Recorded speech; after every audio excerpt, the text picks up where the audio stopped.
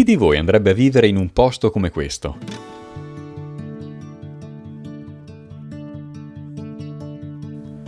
Si può raggiungere Malga Pramosio in automobile seguendo una strada sterrata che si inerpica in un bosco di faggi e abeti.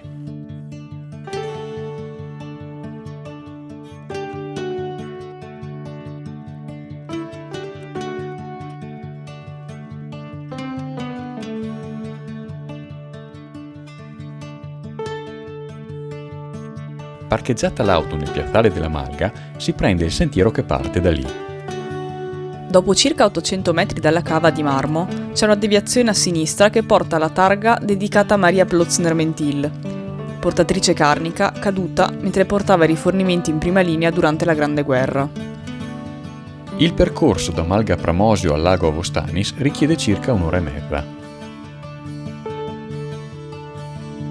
Man mano che ci si avvicina al lago, il sentiero acquista una certa ripidità e per questo è consigliabile percorrerlo in assenza di neve.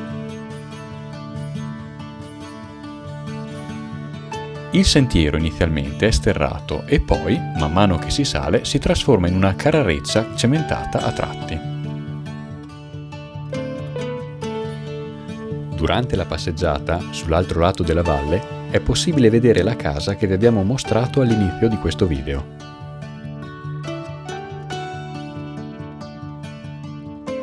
Si prosegue ancora un po' e si giunge finalmente al lago di Avostanis. Il lago di Avostanis, situato a 1936 metri, è un esempio di invaso montano creato dal modellamento glaciale. L'azione dell'antico ghiacciaio si è prodotta sulla base di un'erosione differenziale delle rocce presenti ed è stata condizionata dalla posizione di una faglia. Sullo sfondo del lago vi è una bellissima falesia calcarea utilizzata come parete di roccia.